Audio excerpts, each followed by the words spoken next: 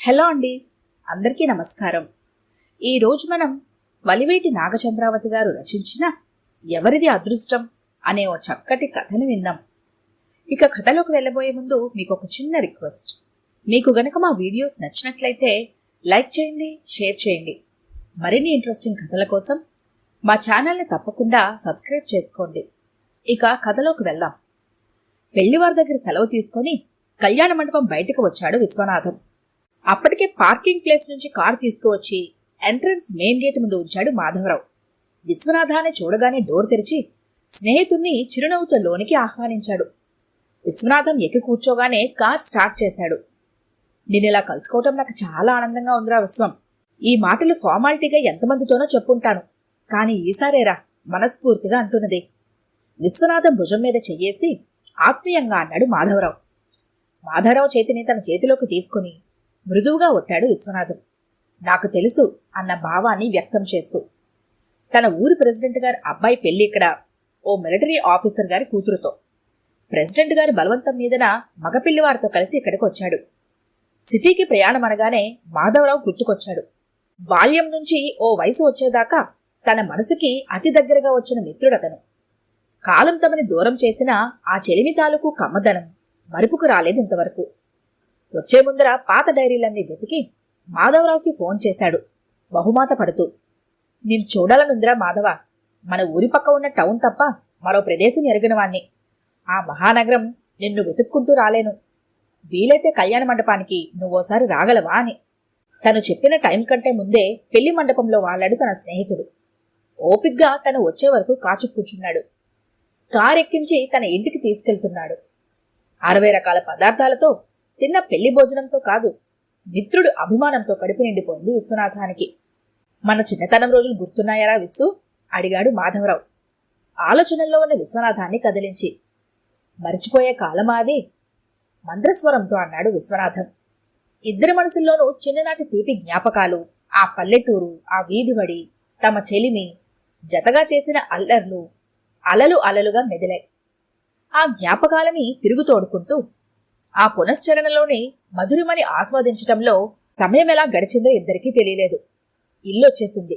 ఇల్ల నచ్చున్న దాన్ని ఓహో బంగ్లానో భవనమనో అనాలేమో. కోటగోడకున్నట్టు అందమైన పెద్ద గేటు.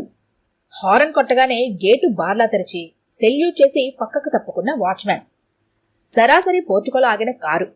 ఇక్కడ స్విచ్ నొక్కితే లోపలెక్కడో సంగీతం పాడిన అలారం. అన్నీ అపురూపంగా అనిపించాయి విశ్వనాథానికి. పల్లెటూరులో తమ ఇంటి కర్రగేటు, పేడతో కల్లాపజల్లిన వాకిలి తలుచుకుంటే మరీను. తలుపు తీసిన భార్యను నీ చెల్లెలు భువనేశ్వరి చిరునవ్వుతో పరిచయం చేశాడు మాధవరావు. మీ ఫోన్ వచ్చిన దగ్గర నుంచి మీ ఫ్రెండ్ భూమి మీద నిలవటం లేదు, నన్ను కూడా నిలబడనీయటం లేదు. మందహాసం చేస్తూ స్వాగతం పలికింది భువనేశ్వరి. తెల్లటి సాటిన్ నైటీ, బాబ్డ్ హెయిర్, చక్కటి వచ్చస్సు. 50వ పడిలో కూడా ఇంత ఆకర్షణీయంగా ఉండొచ్చునని ఆమెను చూశాక తెలిసింది విశ్వనాథానికి. ఏసీ గదిలో మెలకు వచ్చింది విశ్వనాథానికి. తెల్లవారుజామున 4 గంటలు. కోడికూతతో కాదు, good morning Vissu, bed coffee అలవాటుందా అంటున్న మాధవరావు మేలుకొలుపుతో 8 గంటలకు. బుద్ధి తెలిసి ఇంత ఆలస్యంగా లేవటం ఇదే ప్రథమం. ఏసీ చల్లదనం మహత్యం. అబ్బురపడుతూ మిత్రుడితో బెడ్ కాఫీ అక్కలేదని చెప్పి అటాచ్డ్ బాత్రూమ్ కేసి నడిచాడు విశ్వనాథం. పడగ్గది సౌందర్యం హాయిగా తోస్తే బాత్రూమ్ సామగ్రి పజిల్ అనిపించింది ఆయనకి. గోడంతా పరుచుకున్న ఆ అద్దమేమిటి, ఆ బాత్ టబ్ ఏమిటి, షవరు, గీజరు, లోషన్లు, క్రీములు, ఆ బాత్రూమ్ కూడా ఇంత వైభవమా అని విస్తుపోయాడు. పెరట్లో దూరంగా ఓ మూలన సిమెంట్ రాళ్లతో కట్టిన తమ స్నానాల గదెక్కడా, ఇదెక్కడా? ఓహోహో అని కూడా అనుకున్నాడు.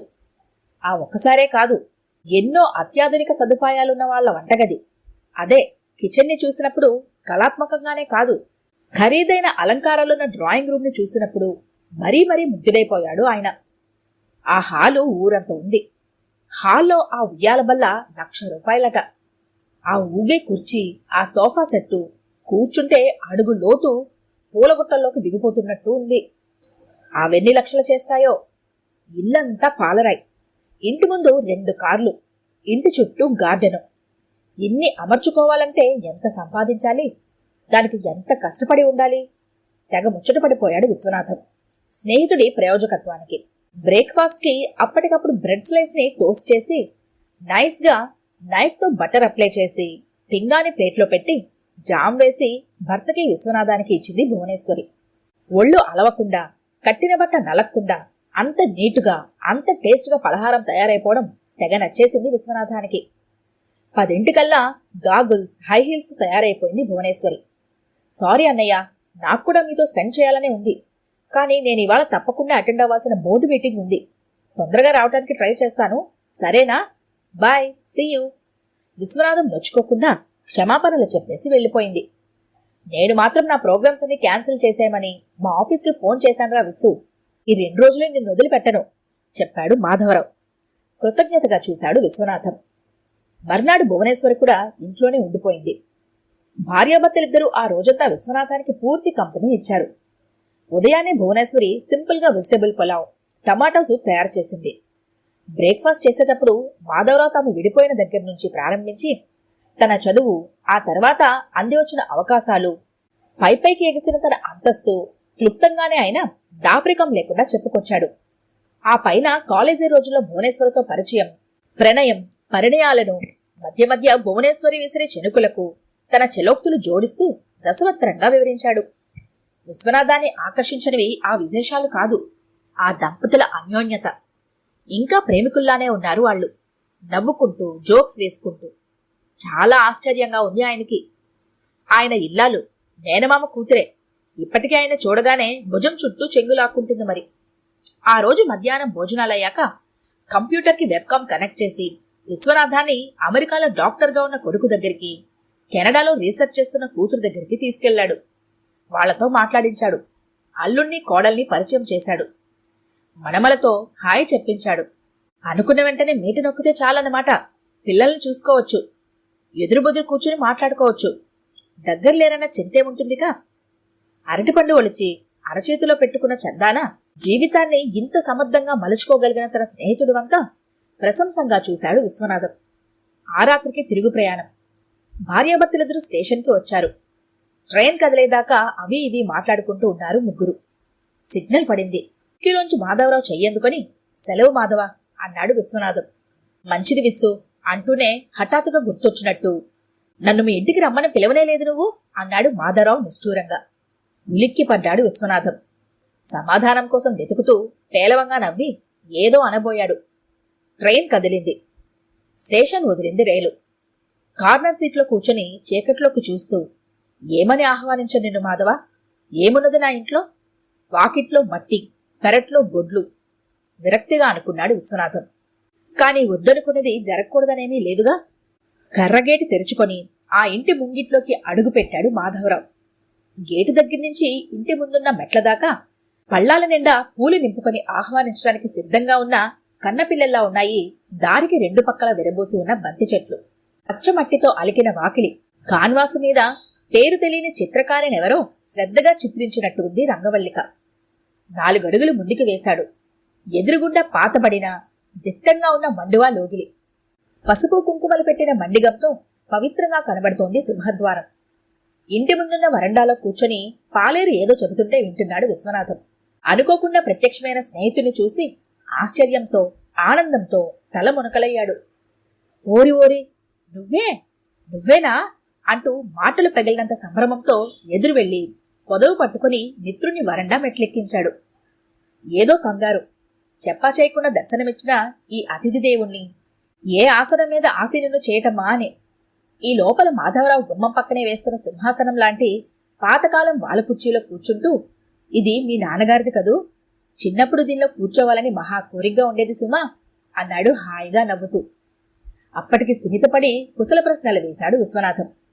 ఆ తర్వాత వంశీ వంశీ అని లోపలున్న కొడుకుని కేకేసి, మన మాధవరావు మావయ్యరా అని వంశీకి, వీడు మా వంశీ అని మాధవరావుకి ఒకరినొకరిని పరిచయం చేశాడు. వంశీ మాధవరావుతో మర్యాదపూర్వకంగా 2 నిమిషాలు మాట్లాడి, నాన్న మావయ్య వచ్చారుగా, మీరు ఇంట్లో ఉండిపోండి, తోటకి నేను వెళ్తాలేండి, పొలంలో మందు రేపు కొట్టించవచ్చు, తొందరేం లేదు అని తండ్రితో చెప్పి లోపలికి వెళ్లి తల్లికి కబురందించి పాలేరుని వెంట పెట్టుకుని బయటకు వెళ్లిపోయాడు. వీణ్ణి బాగా చదివించి పెద్ద ఉద్యోగస్తుని చేయాలనుకున్నానరా మాధవ, ఓహో, మమ్మల్ని వదిలి వెళ్ళనని భీష్మించి కూర్చున్నాడు. ఛ, సముద్రాలు దాటించాలని నాకున్నా పొలిమేర దాటని గీత వాడి నుదుటిన రాసుంటే ఏం చేస్తాం? అగ్రికల్చర్ బీఎస్సీ చదివి నా దగ్గరే ఉండిపోయాడు. వెళ్తున్న కొడుకును చూస్తూ కొంచెం నిరాశగా అన్నాడు విశ్వనాథం.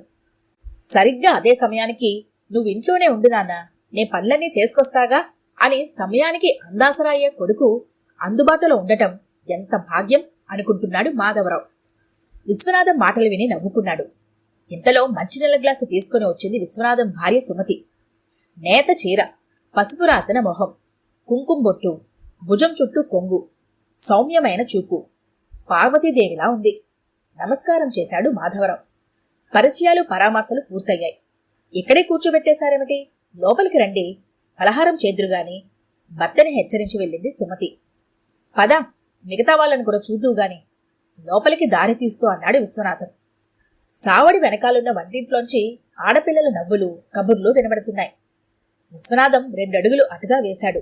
శార్వాణి అన్న ఆయన పిలుపు పూర్తవలేదు. తూనెగలా వచ్చేసింది శార్వాణి. మా కోడలు అని పరిచయం చేయకుండానే నమస్కారం బాబాయ్ గారు, బావున్నారా అని పలకరించి, మా మావయ్య మీ ఇంటికి వెళ్ళొచ్చిన దగ్గర నుంచి మీ గురించి, మీ ఇంటి గురించి పొగడని రోజు లేదంటే నమ్మండి. అంతెందుకు, మీ ఇంట్లో ఏ మూల ఏమున్నదో మాకంతా కంఠోపాఠమైపోయిందనుకోండి అంది నవ్వేస్తూ. అలా గలగలా మాట్లాడేస్తూనే పక్కనున్న చిన్న టేబుల్ సర్ది కుర్చీలు 2 దగ్గరగా లాగి నీళ్ల జగ్గు 2 గ్లాసులు పెట్టేసి వాళ్ళు టిఫిన్ తినడానికి రెడీ చేసేసింది. ఆ అమ్మాయి చురుకుతనం, ఇప్పుడే చూసినా తనని బాబాయ్ అంటూ ఆత్మీయంగా వరుసలు కలిపేసి కల్లా కపటం లేకుండా మాట్లాడేయటం మాధవరావునెంతో ఇంప్రెస్ చేశాయి. ఆ క్షణంలో శార్వాణిని తన కొడుకు భార్యతో పోల్చుకోకుండా ఉండలేకపోయాడు. ఒక పెద్ద కార్పొరేట్ సంస్థలో ఉన్నత పదవిలో ఉన్న తార తమతో కూడా రిజర్వ్డ్గా ఉంటుంది. తనని భువనని పేరు పెట్టే సంబోధిస్తూ ఉంటుంది. కాకపోతే పేరు చివర అంకుల్ అని, ఆంటీ అని చేరుస్తుంది. అయినా మా కోడల్ని తప్పించటం ఎందుకు? వాళ్ళక్కడ, తామిక్కడ, తాము దగ్గరయ్యే ఆస్కారం ఎక్కడది? ఫలహారం ప్లేట్లొచ్చేశాయి. ఆలోచనలు ఆగాయి. పెసరట్టు, జీడిపప్పు ఉప్మా, చందమామల్లాంటి ఇడ్లీలు, చిన్న గిన్నెలో గుమగుమలాడే నెయ్యి, అల్లం పచ్చడి. చూడగానే ఆకలి విజృంభించింది మాధవరావుకి. ఎన్నాళ్లైంది ఇలాంటి టిఫిన్ తిని? ఇక్కడ కరీం టీకొట్లో బన్ను తప్ప బ్రెడ్ దొరకదురా అంటున్నాడు విశ్వనాథం బిడియపడుతూ. మళ్లీ నవ్వొచ్చింది మాధవరావుకి. గ్లాసులతో కాఫీ సుమిత్ర తెచ్చింది. నడికట్టుతో, పసుపు నలుగు పెట్టుకున్న ఒంటితో, చెవుల్లో దూది పెట్టుకుని సిగ్గుపడుతూ తల దించుకొని వచ్చే కూతుర్ని ఆపేక్షగా చూపించి, మా అమ్మాయి సుమిత్ర, బాలింతరాలు, బాబుకి 40 వెళ్ళింది అన్నాడు విశ్వనాథం. ఇంటికి అతిథులొస్తే పసివాళ్లని చేతికివ్వటం పల్లెటూరు ఆనవాయితీ. సుమిత్ర కొడుకుని విశ్వనాథం ఎత్తుకొచ్చి జాగ్రత్తగా మాధవరావు ఒళ్ళో పడుకోబెడుతూ, ఇదిగో మా బుజ్జి మనవడు మురిపెంగా అన్నాడు. అంత పసిగుడ్డుని ఎత్తుకోవటం కాస్త గాబరాగానే ఉన్నా మూసుకుని ఉన్న ఆ పసివాడి అమాయకపు కనురెప్పల్ని ముద్దాడటం, సుకుమారమైన వాడి బుగ్గల్ని వేలితో నిమరటం ఎన్నడూ ఎరిగిన ఆనందాన్నిచ్చాయి ఆయనకి. అవును, కొత్తే. కూతురికి పురుడు పోయడం, మనమల్నెత్తుకుని ఆడించటం, ఆ ముచ్చట్లు తనకేమి తెలుసునని. వాళ్లంతా అమెరికాలో పుట్టారు. పనుల ఒత్తిడి తీరి తాము వెళ్లే వేళకి హాయ్ గ్రాండ్పా, హాయ్ గ్రాండ్మా అని చెయ్యూపి స్టేజ్కొచ్చేశారు వాళ్ళు. ఆయన ఆలోచనలను చెదరగొడుతూ వచ్చేసింది యశోదమ్మ, విశ్వనాథం తల్లి ఆవిడ. తోటకి వెళ్లి కూరగాయలు కోయించుకొని అప్పుడే వచ్చింది ఇంటికి. నువ్వు సత్యంబాబు కొడుకువా? నిక్కర్లేసుకుని తిరిగేవాడివి కళ్ళ ముందర ఎంత పెద్దవాడివయ్యావురా? పొంగిపోతూ చెంపలు నిమిరి మెటికలు విరిచింది యశోదమ్మ. వయస్సంత మీద పడినా తల్లి లాలన పసివాలన చేస్తుంది ఎవరినైనా. తల్లిలాంటి యశోదమ్మ స్పర్శ అమ్మ మాత్రమే తీసుకోగల ఆ చనువు కళ్లల్లో చెమ్మ చేరింది మాధవరావుకి. యశోదమ్మ అతని యోగక్షేమాలు అడిగింది. కుటుంబ బాగోగులు విచారించింది. ఇటుగా వచ్చిన కారణాన్ని ఆరా తీసింది. కారణం చిన్నదే. అతని తాతగారి ఆస్తి స్వల్పమైనదే. అన్నిప్పటి వరకు తన చిన్నానే అనుభవిస్తూ ఉండేవాడు. పిల్లలు గలవాడు. దేనికో అవసరమై దాన్ని అమ్మకానికి పెట్టాడు. దానికి తన సంతకం అవసరమైందట. తండ్రి ఒత్తిడి వల్ల ఇటు రాక తప్పలేదు. నిన్ననే ఆ పని పూర్తయింది. ఇంత దూరం వచ్చి మిత్రుని చూడకుండా వెళ్లబుద్ధి కాలేదు. దానికి తగ్గట్టే కారు ట్రబులిచ్చింది. చీకటిలో డ్రైవర్ని స్పేర్ పార్ట్ల కోసం ట్రైన్కి పంపి తను ఇటు వచ్చాడు. మంచి పని చేశావు మనస్ఫూర్తిగా అంది యశోదమ్మ. ఈ పూట నా చేతి వంట రుచి చూద్దుగాని. నీకు పెసరపూర్ణాలు, ఆవపెట్టిన పులిహోర ఇష్టం. నాకు తెలుసు అంటూ లేచింది. ఆవిడ జ్ఞాపక శక్తికి ఓపికకి విస్తుపోతూ మీకెందుకమ్మా శ్రమ అని మాధవరావు వారించినా వినిపించుకోలేదు ఆవిడ.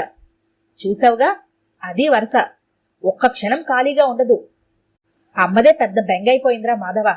నాన్న పోయాక ఆరోగ్యం బాగా దెబ్బతింది. 2 రోజులు లేస్తే 4 రోజులు పడక పెడుతుంది. అమ్మ పడుకుంటే నాకు పిచ్చెత్తినట్టు ఉంటుందనుకో. కాస్త విశ్రాంతి తీసుకోమ్మా అంటే వినదు. విశ్వనాథం విసుగులో తల్లి మీద అంతులేని అభిమానమే కనిపించింది. అమ్మా నాన్నల సంరక్షణలో నిశ్చింతగా ఎదగటం, ముదిమిలో వారిని తన సంరక్షణలో సేద తీర్చటం మనిషికి గొప్ప తృప్తినిస్తుంది. ఆ తృప్తి విశ్వనాథం మొహంలో ప్రస్ఫుటంగా కనిపించి అసూయగా అనిపించింది మాధవరావుకి. ఆ భాగ్యం తనకు దక్కలేదు. చిన్నప్పుడే చదువు పేరిట వారికి దూరంగా పెరిగాడు.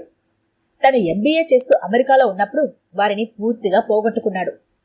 జీవితంలో ఎన్ని విజయాలందుకున్నా ఆ లోటు ఏ మూలడించో తన్ని వెక్కిరిస్తూనే ఉంటుంది. అన్నట్టుగానే అరిటాకు నిండా ఆధరువులు నింపి భోజనానికి పిలిచింది యశోదమ్మ.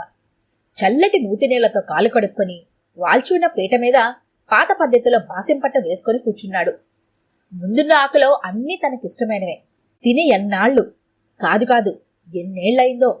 బ్లడ్ ప్రెషరు, షుగరు, పథ్యం, డైటింగు లాంటి అభ్యంతరాలన్నీ ఆ రోజుకి పక్కన పెట్టేసి యశోదమ్మ పక్కనే కూర్చొని కొసరి వడ్డిస్తుండగా పదార్థాల మీదకి దాడి చేశాడు మాధవరావు.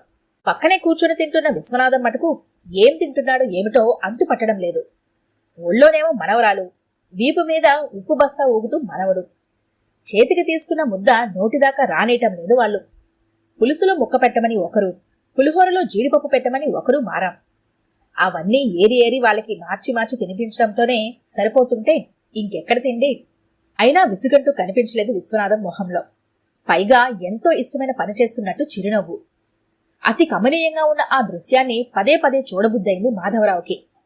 ఆధునిక జీవితం సున్నితంగా మనసుని ఆహ్లాదపరిచే ఇలాంటి ఆనందాలెన్నిటినూ తనకి మిస్ చేసింది. ఎవరూ చూడకుండా నిట్టూర్చాడు మాధవరావు. సాయంత్రం అలా తోటకేసి వెళ్లారు. కొబ్బరి బొండాలు దింపించి నీళ్లు తాగారు. రాత్రికి పడమట వైపు గదిలో స్నేహితులిద్దరికీ పక్కలు పరిచింది శార్వాణి. డబుల్ కాట్ లేదు, డండ్ల పరుపులు లేవు, ఏసీ అసలే లేదు. ఉన్న ఒక్క ఫ్యాను గర్రుమంటూ పెద్దగా శబ్దం చేస్తుంటే అది కూడా ఆపు చేయించాడు మాధవరావు. పారిజాతం పూలమెంచి సుగంధాలు మోసుకొచ్చి పడమటి వైపున్న కిటికీలోంచి విసిరి రువ్వుతోంది గాలి. సావిడి పక్క గదిలో నుంచి పసిపాప ఉంగా ఊకుళ్ళు. ఉయ్యాలు ఊపుతూ సన్నని స్వరంతో అమ్మమ్మ పాడే రామలీల జోలపాట. సన్నగా సాంబ్రాణి వాసన. పక్క మీద వారిని 10 నిమిషాల్లోనే విశ్వనాథం చెబుతున్న కబుర్లు వినిపించడం మానేశాయి మాధవరావుకి. మెలకు వచ్చేసరికి కారు వచ్చేసింది మావయ్య చెబుతున్నాడు వంశీ. గంటలో తయారైపోయాడు. అతన్ని సాగనంపడానికి ఇంటిల్లపాది కారు దగ్గరికి వచ్చారు. పేరిన అందరితో వెళ్ళొస్తానని చెప్పాడు మాధవరావు. అరిసెలు, సున్నుండలు ప్యాక్ చేసి కారులో పెట్టింది శార్వాణి. అమ్మాయిని మా పిండి వంట రుచి చూడమని నాయన చెప్పింది యశోదమ్మ. నవ్వి కారెక్కాడు మాధవరావు. కారు కదిలింది. తల బయటపెట్టి చెయ్యి ఊపుతూ వెళ్ళొస్తాన్రా విశ్వం అన్నాడు మాధవరావు. దగ్గుత్తిక పడి మాటలు రాక తల ఊపాడు విశ్వనాథం. మాధవరావు కళ్ళ ముందు నుంచి మమతల కోవెల్లాంటి ఆ ఇల్లు, మమకారాలు పంచడం తప్ప మరే డాంబికాలు ఎరగని ఆ కుటుంబం, ప్రశాంతమైన ఆ ఊరు మెల్లమెల్లగా జరుగుతూ కనుమరుగవుతున్నాయి. ప్రేమానురాగాలు పంచిపెట్టే నా అన్నవాళ్లంతా చుట్టూరా ఉంటే ఐశ్వర్యాలెందుకు? ఉన్నదానిలో తృప్తిగా ప్రశాంతంగా బ్రతకటం కంటే సుఖమెక్కడుంది? శాశ్వతంగా పొందగలిగిన విశ్వనాథం ఎంత అదృష్టవంతుడు అనుకున్నాడు మాధవరావు. దూరమైపోతున్న కారును చూస్తూ ఈ దుమ్ము, ధూళి, మోటుతనం, అనాగరికం వీటన్నింటినీ వదిలించుకొని స్పాంజి పరుపులు, పట్టు తివాచీలు ఉన్న మేడల్లోకి, కంప్యూటర్లు, నెట్లు, ల్యాప్టాప్లు, విమానాలు ఉన్న అద్భుత లోకంలోకి సాగబోతున్న నా స్నేహితుడు మాధవరావు ఎంత అదృష్టవంతుడు అనుకున్నాడు విశ్వనాథం. మరి మీరేమనుకుంటున్నారు? వీరిద్దరిలో ఎవరు అదృష్టవంతులు? ఈ కథ గనుక మీకు నచ్చినట్లయితే లైక్ చేయండి, షేర్ చేయండి. మరిన్ని ఇంట్రెస్టింగ్ కథల కోసం మా ఛానల్ని తప్పకుండా సబ్స్క్రైబ్ చేసుకోండి.